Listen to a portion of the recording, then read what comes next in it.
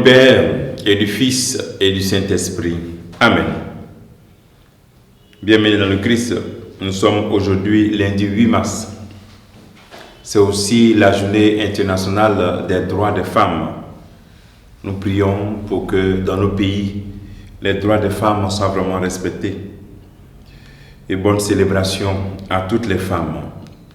Les textes que notre Mère Église nous propose en ce jour, ces textes sont extraits de l'Évangile de Luc chapitre 4, versets 24 à 30. Dans la synagogue de Nazareth, Jésus déclara: Amen, amen, je vous le dis, aucun prophète ne trouve bon accueil favorable dans son pays. En vérité, je vous le dis, au temps du prophète Élie, lorsque pendant 3 ans et demi le ciel retint la pluie et qu'une grande famine se produisit dans toute la terre, sur toute la terre, il y avait beaucoup de veuves en Israël. Pourtant, Élie ne fut envoyé vers aucune d'entre elles, mais bien dans la ville de Sarepta, au pays de Sidon, chez une veuve étrangère. Au temps du prophète Élisée, il y avait beaucoup de lépreux en Israël, et aucun d'eux n'a été purifié, mais bien Naaman le Syrien. À ces mots, dans la synagogue, tous devinrent furieux. Ils se levèrent, poussèrent Jésus hors de la ville et le menèrent jusqu'à un escarpement. Un escarpement de la colline où leur ville est construite, pour le précipiter en bas. Mais lui, passant au milieu d'eux, allait son chemin. Acclamons la parole de Dieu. Louange à toi, Seigneur Jésus. Aucun prophète ne trouve bon accueil dans son pays. Nous sommes dans un contexte où Jésus vient de proclamer que l'Esprit du Seigneur est sur lui.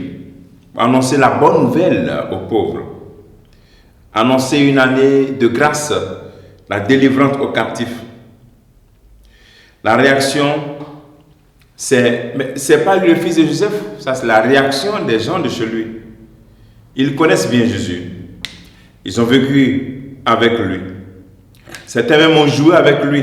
Ils l'ont vu grandir. Donc dans cette synagogue, il y a même eu sûrement des amis d'enfance de Jésus. Que veux-tu? Que veulent-ils? Toutes ces personnes qui rejettent le Christ.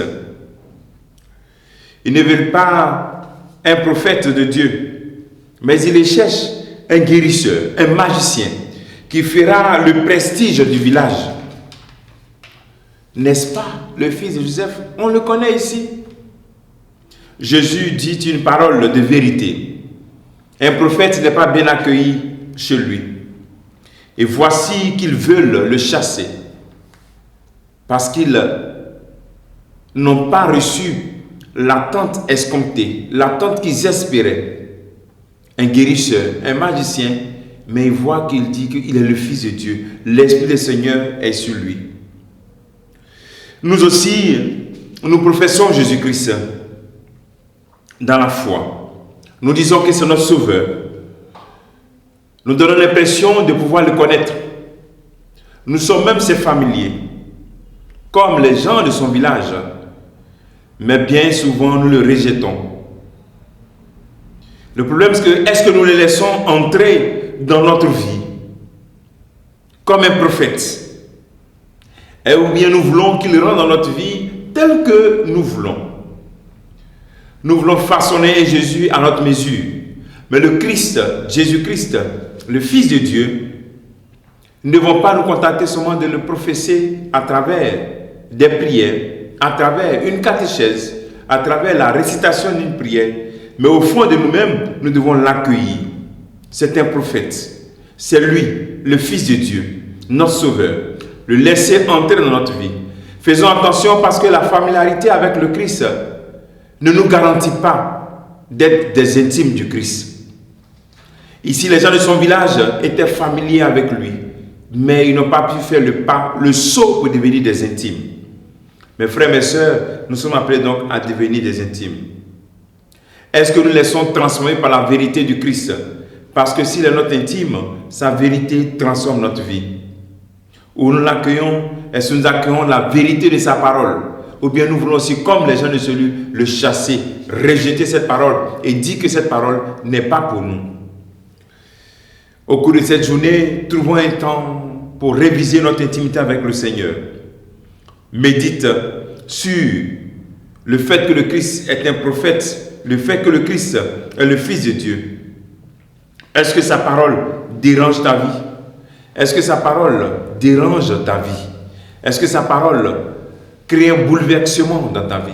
Voici la question sur laquelle tu pourrais méditer en ce jour. Que le Seigneur te bénisse, qu'il nous bénisse tous, au nom du Père et du Fils et du Saint-Esprit. Amen.